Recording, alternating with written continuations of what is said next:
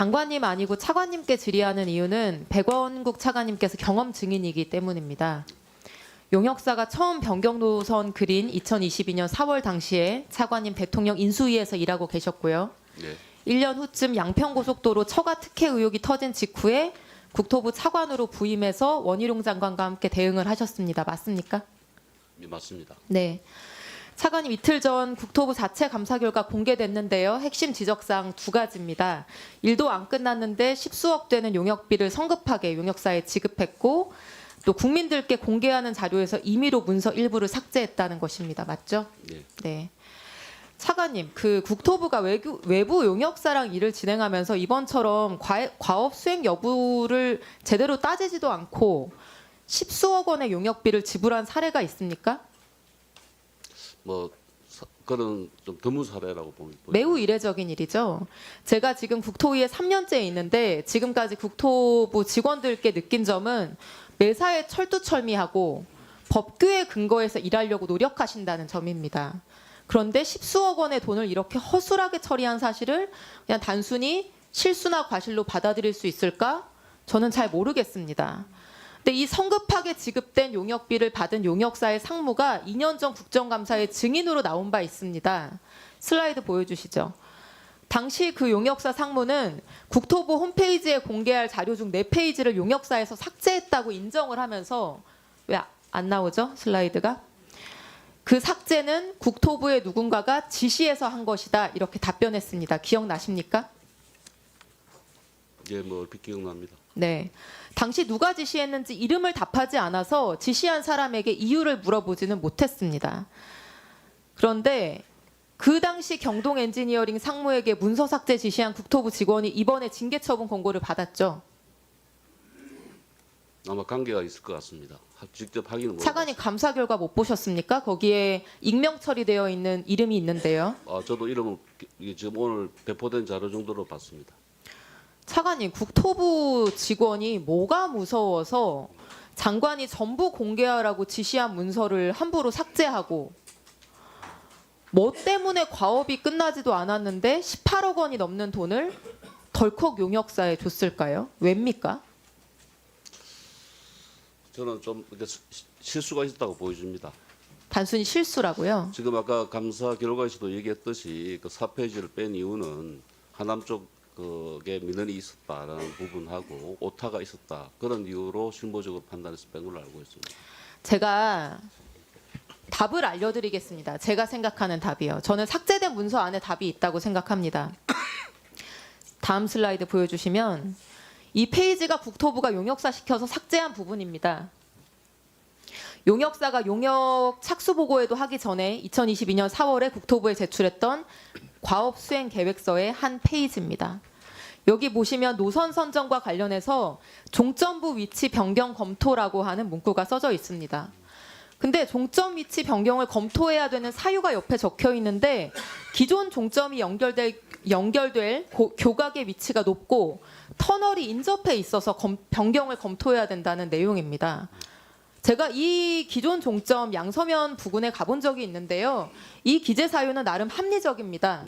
용역사가 기재한 대로 높은 고가 고속도로고요. 터널이 바로 옆에 있어서 공사가 위험할 수도 있겠다는 생각을 저도 했었으니까요. 그럼 더 안전한 종점부를 찾는 시도를 해볼 수도 있는 거죠. 근데 왜 저 부분을 이미 제출된 계획서의 저 페이지를 삭제했을까? 감사 과정에서 밝혀진 바가 있습니까?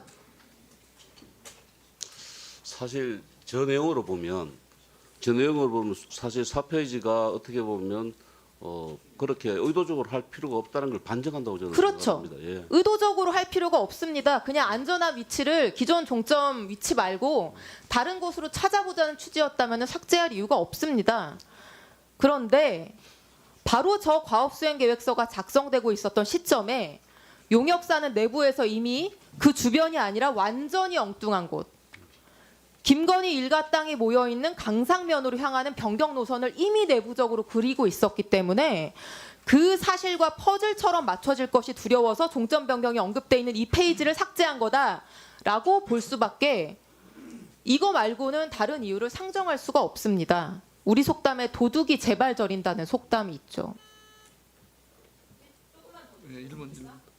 국토부와 용역사는 용역업계 착수하기도 전부터 이미 강상면 종점을 정해두고 있었습니다. 다음 슬라이드. 이 장표는 재작년 국감 과정에서 공개된 문서입니다. 아까 보여드린 삭제된 페이지가 제출된 게 2022년 4월인데 그 비슷한 시기인 2022년 4월 11일에 용역사가 내부적으로 작성한 것이고 국토부가 제출한 자료입니다. 이 검토안에는 이미 단순히 종점 변경을 검토한다는 게 아니라 강상면으로 변경 검토한다라는 내용과 함께 노선까지 작성되어 있습니다. 같은 시기에 다른 목적으로 작성된 두 문서를 합쳐서 보면은 삭제된 문서에 종점부 위치 변경 검토라고 하는 말이 실상으로는 강상면으로 종점부 변경이라는 의미이기 때문에 그래서 그냥 놔둬도 되는 문서를 국민들께 공개될 문서를 용역사 직원과 국토부 직원이 삭제를 한 겁니다.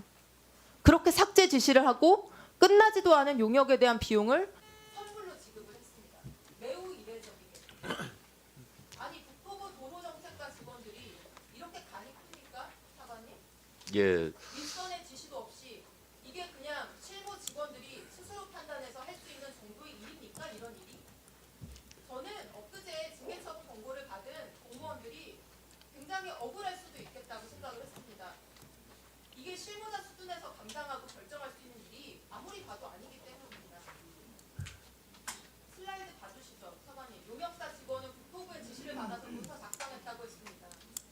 지시한 사람은 국토부 도로정책과 실무지가 도로공사 직원이라고 했습니다. 그러면 이 도로정책과 실무진에게 지시한 국토부 간부는 누굽니까? 그 국토부 간부에게 종점 변경 지시한 윗선은 누구겠습니까, 차관님? 아시는 바 있습니까? 하실 말씀 있습니까? 예, 제가 좀 답변 좀 드리겠습니다. 지금 말씀하신 대로 이 부분에 대해서는 아까 장관님께서 말씀하셨지만 타당성 조사할 때는 대안 노선을 검토하는 것이 의무입니다. 그래서 22년 1월 달을 저는 기억합니다. 가업 지시서가 나갈 때 첫 번째 요구사항이 대안 검토를 해라. 그리고 왜 그랬는가 하면 에타 보고서에 아까 말씀하신 사항 있지 않습니까? 그 종점부 JCT 부분이 기술적으로 접속하기 힘들기 때문에 그 부분에 대해서는 검토가 필요하다는 것을 에타 보고서에 이미 나와 있었던 사안입니다. 왜 용역사의 지시에서 저 페이지를 삭제했는지를 묻고 있는 겁니다, 차관님.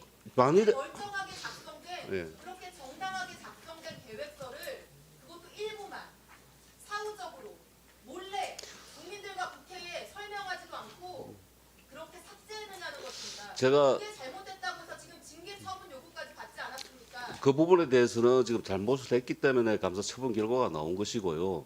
의원님께서 말씀하신 대로 그게 의도적이고 아주 조직적이었다면 왜 모든 것을 다 그렇게 처리하지 않고 그 부분만 처리했겠습니까? 지금 의원님께서 지금 자료를 내놓으신 것도 국토부에서 공개한 자료였지 않습니까? 그래서 저는 이것이 비록 그 실무자의 실수는 있었지라도 의도했던 것은 아니다라는 것을 반증하는 거다라고 저는 생각을 합니다. 예, 수고하셨습니다. 다 윤정호 의원님 질의해 주세요. 네,